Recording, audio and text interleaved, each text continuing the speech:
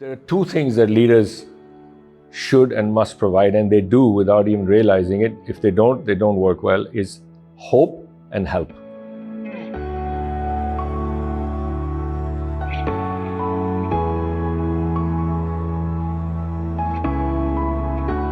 If you imagine building a ship, the managers now build the ship, the leader gives you a passion for the sea to say, okay, let's go conquer another world.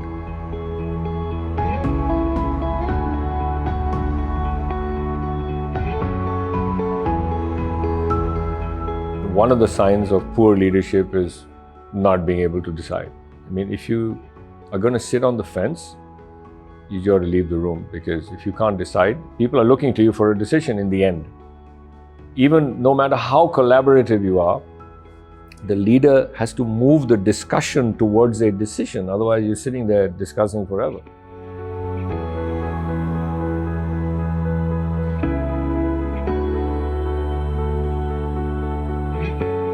The kind of historic model was post-industrial era, a very command and control environment, which is how corporations grew initially. There were three primary roles. The one was, you were a planner. So you made a strategy, you made a plan of how it's going to be executed, or you were a director. You said, okay, this is the plan and this is how we're going to do it, this. Or you were a controller, where you said, okay, what have you done given what your goals were? And that was it. Each of those roles has evolved. So you're no longer a planner. Now you're an architect, because you have to sit and dream and imagine what the world is going to be, how you're going to position yourself into it. You're no longer a controller, you're a coach, because you got to make your team work really well. So if you're going to sit there and do all the nuts and bolts yourself, people are going to say, okay, well, you do it then. So in many ways, these things have evolved substantially.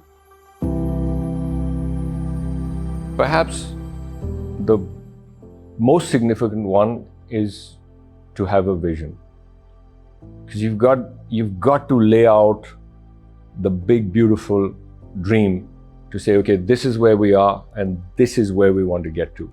To me, the second thing that comes is integrity. Nobody is going to follow you if they think you're a liar, or if you make excuses or you blame other people. That's not a leader. So for people to believe in your vision, they got to believe in you. So if you don't represent the values that are important to people in general, then very difficult to be an effective leader. You can be a leader, but you probably end up in the wrong place. I think another one is courage. And leaders really need to be courageous in the sense that they have to take risk. So they need to be able to absorb the torture that goes with taking risk and going out on a limb. So you have to be courageous to say, okay, this is a big, bold vision and I'm going to do it. We're going to do it because this is how we think the world is going to evolve. But you need the courage in your convictions and in your actions to make things happen. I think leaders also need to be resilient, because things don't work out the way we want them to or the way we planned.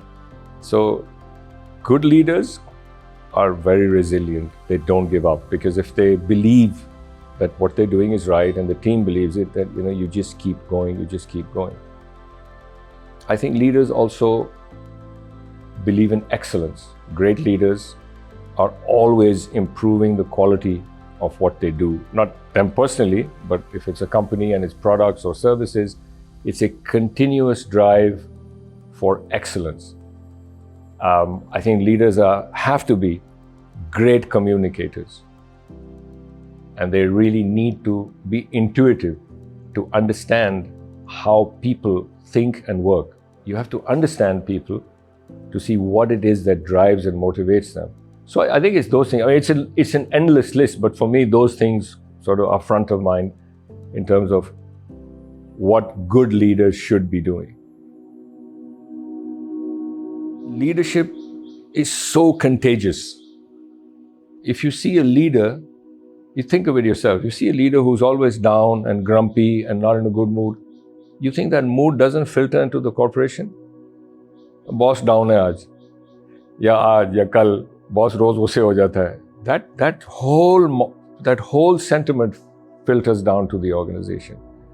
So it's the leader's mood is hugely contagious. And on the opposite side, if you have a leader with vision and is communicating well and is energizing his or her troops and people, पूरी company uplift हो जाती है. I find people are not robust in terms of taking criticism or dealing with disappointment. And they suddenly sag into mental anxiety or anguish and things, and they can't seem to find it within themselves to take it bravely. Leaders are heat seekers. They are not heat deflectors. What does that mean? It means they have courage, they have conviction, and they stand their ground and face the tough decisions of life, and they actually enjoy the heat that comes to them in the leadership position. All these things, most of them at least, are learned and improved over time. As I said, nobody's born a leader in the crib. So we learn, we grow, we make mistakes. And if you make a mistake, you got to own up and say, yeah, I got it wrong. So it's important to be seen as a human being. We don't need to be a super tank to be a leader, because people are not silly. They know that you're human and you make mistakes. So come across as being human and you make mistakes. You get along with people and you fix it and you move forward.